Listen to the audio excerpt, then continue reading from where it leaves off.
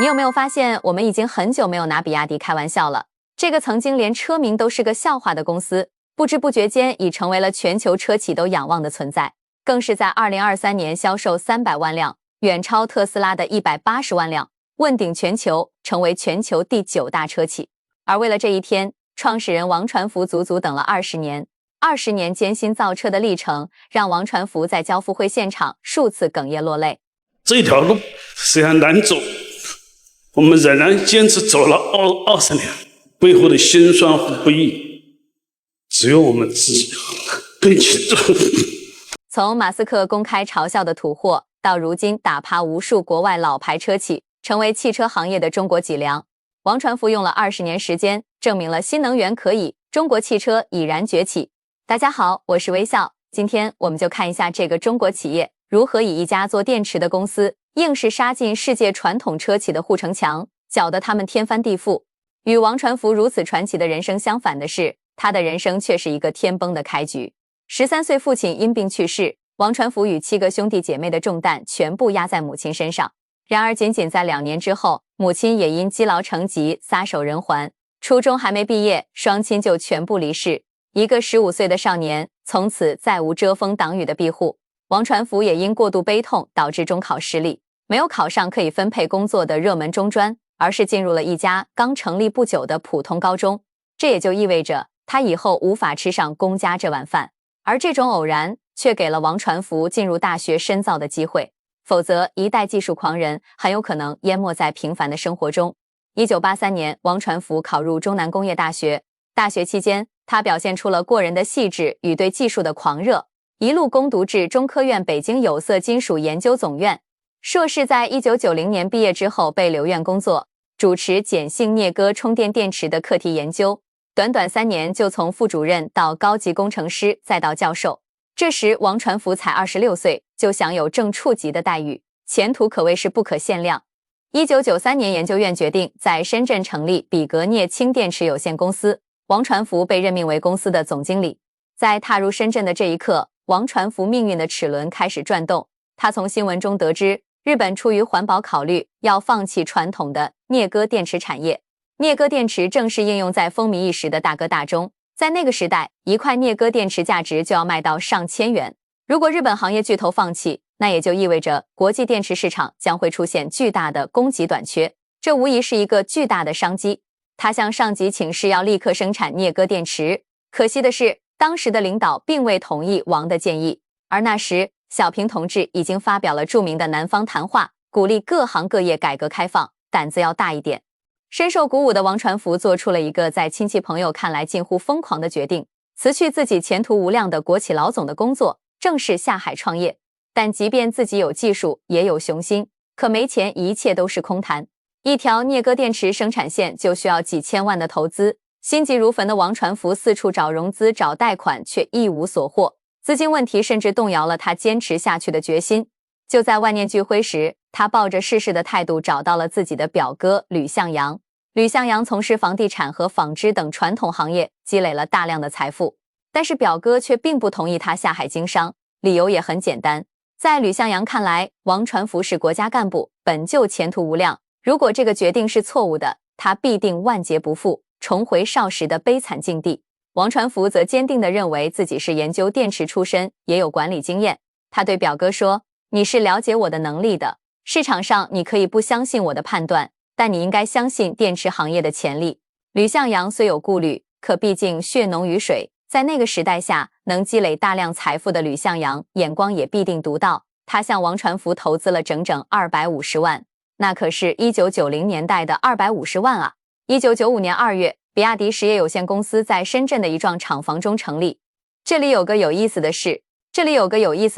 如今的 BYD 的含义是高大上的 Build Your Dream， 而不是后来大家调侃的 Beyond。那个时候，王传福可没想那么多，纯粹是为了在注册时容易通过随口起的。这时的比亚迪连同王传福在内，总共也就20多人，就是个电池小作坊。而日本的充电电池还保持着一统天下的局面。国内大多数电池厂家是购买日本的电芯，自己组装，利润微薄。王传福决定依靠自身的技术积累，挑战这个利润最为丰厚的核心部件电芯。一条镍镉电池生产线要价几千万，日本又禁止设备出口，王传福就利用中国工人多的特点，将生产线流程拆解成一个个人工可完成的工序，仅用了100万就建成了一条日产4000个电池的生产线，这成了电池行业的另类风景线。日本整条生产线由于很多工序是机械臂完成，整条线也就20多人，而比亚迪生产线两端却做了成百上千的人，业界都笑话他们是劳工型高科技，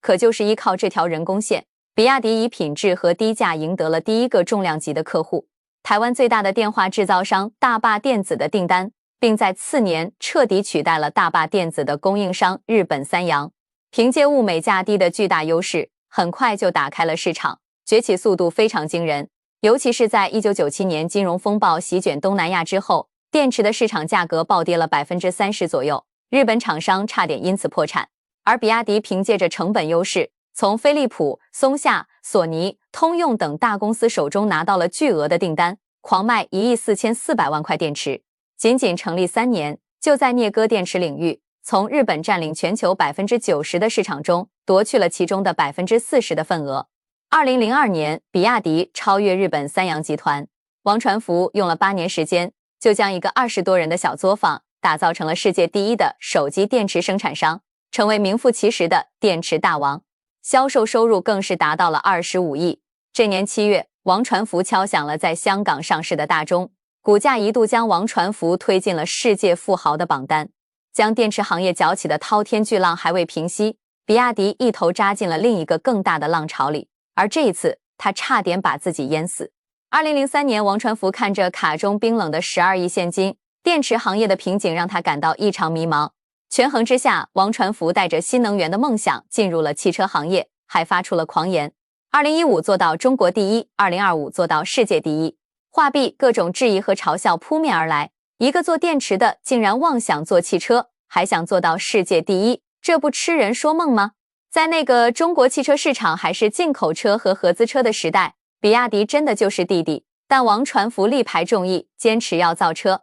不得不说，王传福的眼光真是毒辣，20年前就预判了汽车行业新的走向，而他坚信自己所掌握的磷酸铁电池将会在12年后独霸江湖。这也是他为何敢放言自己将在2015年成为中国第一的底气。2003年1月，比亚迪收购了在奥拓之战中落败的秦川汽车，宣告比亚迪正式进军汽车行业。结果股价当天就暴跌 20%， 第二天又暴跌 24%， 市值2天蒸发27亿，没造出一辆车就被资本市场狠狠地上了一课。也是同一年，一家名叫特斯拉的美国汽车公司成立，宿命的对决早在此时就已展开。第一年，由于没有造车经验，王传福将汽车东拼西凑地交给了外包设计公司，经过1年多的研发，烧掉了2个多亿。2004年，第一辆代号为316的比亚迪汽车下线，兴奋的王传福立即在上海召开了经销商大会进行评审，结果到场的经销商几乎无一人看好这款车，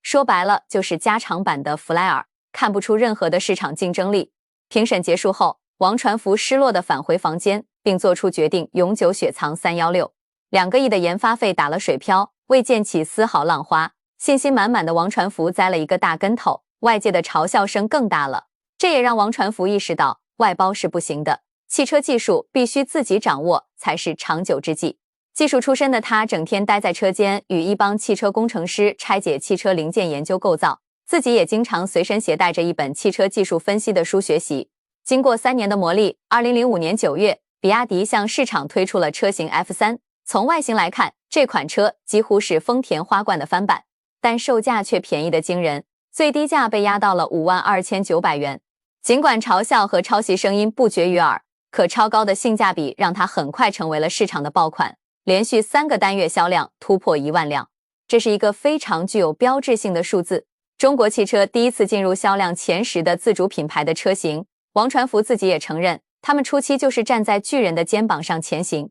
不仅如此，为了节省成本，王传福将本田的垂直整合模式也学了过来，就是将大部分的零件自主生产，这样可以节省大量的成本。如今的比亚迪就连广告设计都是自己做的。可燃油车并不是王传福的初心，新能源车才是他一直的野心。做油车只是奠定基础的铺路石而已。2008年，比亚迪推出了全球第一款不依赖专业充电桩的双模电动车 F3DM。插电式混动系统正式进入了汽车主流市场。为了这一款车型，比亚迪早在收购秦川之后，就着手了插电式混动系统的研发。5年的研发，光是经费就耗掉了10亿。F3DM 是比亚迪5年磨砺的一次亮剑。这次王传福再次雄心勃勃地提出了2个目标，第一就是依托自家的电池产业，全面向混合动力和纯电车领域进军。第二，再次提起了2015年要达到中国销量第一的狂言。在外界看来，王传福吹牛的老毛病又犯了，毕竟事实摆在眼前。F3DM 的销量惨不忍睹，比亚迪车的利润主要来自燃油车。中国车依然是廉价劣质的代名词，头部是拥有100年历史的外资品牌，新能源车国人更是听都没听过，更别提懂了。而王传福的战略版图却得到大洋彼岸巴菲特的赏识。考察之后，巴菲特决定以每股8港元的价格买入比亚迪2亿2500万股，持股比例占了10%。有了巴菲特的入股投资，比亚迪如虎添翼，这让比亚迪在2008年的全球危机中逆势上扬，股价翻了10倍都不止。而特斯拉却差点死在了这场危机中，若不是美国能源部的4亿美元贷款，如今特斯拉恐怕早已不复存在。2009年，比亚迪凭借 F3、F0 和 M63 车组合，以44万8千台的销量登上了当年自主汽车品牌销量第一的宝座，连续4年实现了翻番式增长。跨界造车的王传福又创造了一个商业神话。可谁也没想到，几个月后，风光无限的比亚迪一场轰动全国的退网事件，让比亚迪元气大伤，迎来了创业史上最黑暗的时刻。2010年8月27日上午，在河南郑州的大河秋季车展上，比亚迪工作人员和经销商大打出手的消息霸占了头条。这次的打架事件，实则是经销商忍耐已久的必然事件。按理说，比亚迪风头正盛，经销商也会跟着大赚特赚，怎么宁愿赔违约金也要退出比亚迪的销售网络？原来早在2009年，比亚迪爆发式的销量让其信心满满，王传福也开始有些飘飘然了，产能成为他主抓的业务，品控的管理被弱化。为了冲击80万台的销售目标，比亚迪向各地的经销商压货，利用销售返点诱导经销商多多提车。比如每卖1辆车，比亚迪就会返利4000元，前提是经销商必须完成绩效目标。而疏于品控的管理，导致消费者对比亚迪的投诉越来越多，销量开始下滑。钱是让比亚迪赚走了，经销商手里却积累了大量的库存，亏损巨大，最终逼得300多家经销商集体退网。无论是民间还是网上，到处充斥着对比亚迪的叫骂。销量下滑也导致自产零件大量积压，刚登上巅峰的比亚迪就要面临生死存亡的考验。造成这一切的后果，究其原因是王传福好大喜功的战略失误。好在王传福迷途知返，在2011年9月的股东大会上，他公开承认自己的战略失误，并着手优化管理团队和经销商网络，自己也会主抓品控和技术。至此，比亚迪进入了一个漫长的3年调整期。比亚迪汽车事业大幅度撤退，尽管比亚迪中毒严重，可从未放弃对电动车技术的死磕。2007年，比亚迪就研发出了全球第一块可用于汽车充电的磷酸铁锂电池。在电动车的技术上，比亚迪投入了大量的精力和时间，建立了深厚的技术储备。在比亚迪刮骨疗毒的时期，王传福期盼的春天也悄然来临。为了摆脱对石油的依赖，环保成为了全球关注的头号问题。2010年，我国将新能源汽车列入中国7大战略性新兴产业之一，并在次年在5个城市开始启动私人购买新能源汽车补贴试点工作。新能源汽车产业终于迈出了关键一步，可这又如何呢？民众对新能源汽车的续航里程和安全性都有很强的质疑。比亚迪虽是国内最早探索新能源车的先驱，可品牌号召力远不及国外的汽车巨头。毕竟燃油车已经普及了上百年，要把消费者从燃油车阵营拉过来谈何容易？王传福另辟蹊径地制定了2个战略，一是既然民间市场不认，那就先从公共交通切入。对于新能源的推广，政府比较容易接受，这样可以以最小的成本获取最大的品牌认知。类似农村包围城市的战略，这招真是绝了。出租车和公交车1年所载的乘客达几百万，不管怎样，先混个脸熟后再向私家车进军。2010年，比亚迪研制出了首款电动大巴 K9， 不久之后在深圳开始试运行，之后又推出了出租车市场的 E6。到了2017年，深圳在全球率先实现了公交全面电动化，比亚迪还利用电动大巴打开了其他城市乃至海外的市场。2015年月，比亚迪在英国伦敦发布了第一款纯电动双层大巴，并在美国拿到了80%的市场份额。此外，在意大利、法国、加拿大等50多个国家和地区都有了比亚迪电动大巴的身影。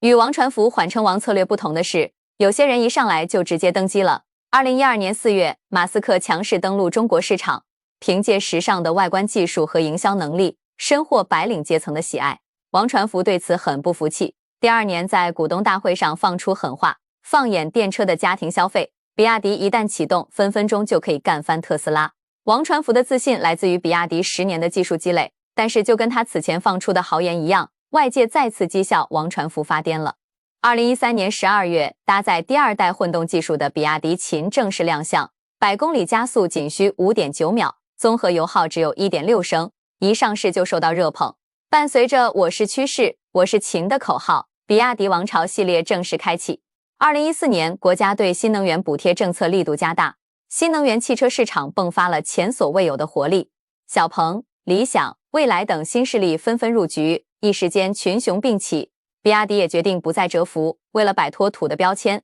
，2016年比亚迪挖来了负责奥迪和兰博基尼的设计师艾格，担任比亚迪全球的设计总监。2017年9月，比亚迪宋 MAX 一上市就吸引了所有人的目光，神似龙眼的大灯，龙须线条，头一次让媒体在车上感受到了自信的中国元素。宋 MAX 被评为最佳时尚家用 MPV， 更令人吃惊的是，这款车在按键上彻底放弃了字母标识，全面采用了中文，这又引起网上的吐槽声。好不容易摆脱了土外形，却没有摆脱土内饰。对此，王传福说，汉字是我们5000年的文化传承，涉及到中国文化的东西，哪怕是错的，我们也要坚持。如今，随着国民文化日益自信，汉字标识确实得到了主流的认可。2015年到2017年，比亚迪连续3年霸榜全球新能源乘用车销量冠军。而当这些发展似乎越来越顺利的时候，新的挑战又出现了。2019年12月，特斯拉在上海的超级工厂正式投产，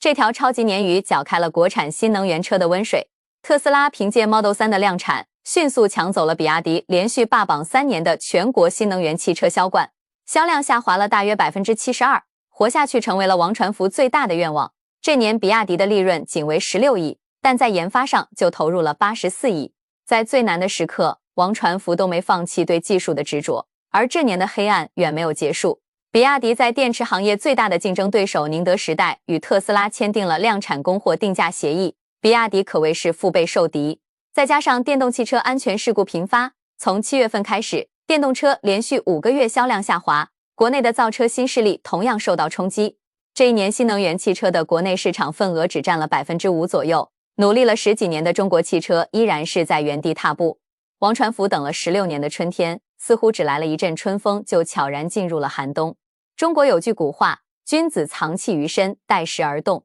王传福虽习惯了等待，可这10几年的艰辛只有他最清楚。终于在2020年3月29日，王传福掏出了一个王炸产品——刀片电池。以前的磷酸铁锂电池与宁德时代的3元锂电池相比，能量密度低，在汽车续航方面不占优势。而比亚迪通过结构创新改变了磷酸铁锂电池的传统形态，相同体积的电池放电量提高了 50%， 也就意味着续航提高了 50%。除此之外，刀片电池面对最严苛的针刺测试，可以做到非常稳定不起火，而3元锂电池则会起火冒烟。20年的技术积累，只为1刻的冲天。3个月之后，比亚迪精心打造的旗舰产品汉横空出世，是首个搭载了刀片电池的量产车型，上市4个月销量就实现了过万。此时，国产新能源汽车市场仍处在被 Model 3吊打的阴影中，可以说汉的成功给中国车企竖起了一面进攻的大旗。次年，比亚迪又掏出了 DMI 超级混动，将燃油车和电动车的长处合为一体，让客户既能享受近似于纯电的体验，又不用担心续航问题，而价格成本又可以低于友商。可以说，它跟日系车相比的话，已经不是能不能正面刚的问题，而是全方面碾压了。凭借着过硬的技术和产品，2021年比亚迪乘用车的终端销量达到了72万辆，新能源销量高达53万辆。等了20年的比亚迪终于扬眉吐气，2022年2季度，比亚迪的新能源车的销售占到了全系的 95%。此时天时地利人和皆备，一飞冲天指日可待。2022年4月3日，比亚迪在全球车企当中率先宣布，今后将彻底停止生产燃油车。自此，比亚迪正式起兵，向全球的传统燃油车厂商发起了冲锋。就在当月，比亚迪销量同比暴增300%，有6款车销量过万，其中秦、汉、海豚3款车杀入市场销量的前10。注意，这不是新能源汽车的排名，而是包括燃油车在内的整个汽车市场。比亚迪一连创造了3项历史纪录，力压一汽大众和广汽丰田，首次登顶中国市场月销量的榜首。这也是新能源车企首次超过了燃油车品牌，拿下了销量第1。同时也是中国引入合资汽车38年以来，国产汽车自主品牌首次超越合资汽车，拿下了月销量冠军。这年比亚迪最终以186万辆的销量反超特斯拉，中国车企首次站上了全球新能源汽车之巅。比亚迪紧接着趁热打铁，2023年1月推出了100万级的豪车仰望 U8 和超跑 U9， 进军100万级豪车市场。而此刻的国人却并不惊讶，以前从未奢望过中国车可以达到100万级的全体国民，在此刻似乎感觉一切是那么的理所应当。至此，比亚迪旗下品牌目前已经实现了10至100万区间的车型全覆盖，实现了从入门到豪华全布局品牌矩阵。这是国内唯一一家能覆盖全部细分市场的新能源车企。2023年8月9日，比亚迪第500万辆新能源汽车正式下线，成为了全球首家达成这一里程碑的车企。王传福在这场交付会上多次泪洒现场，这一刻他等了整整20年。2023年，比亚迪全年总销量更是达到了恐怖的302.44万辆，成为全球第9大车企，稳坐新能源汽车第1的宝座。这是属于比亚迪的高光时刻，更是属于中国品牌的高光时刻。爱吹牛不算本事，王传福将吹出去的牛逐个实现了，才是真的牛。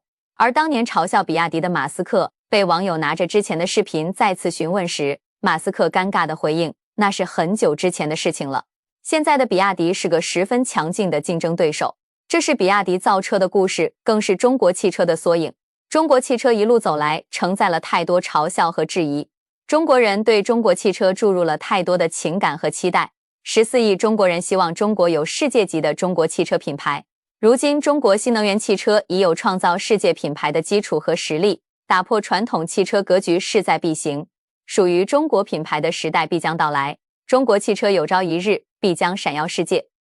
好了，本期内容到这里就结束了，我是微笑，感谢你的观看，我们下期再见。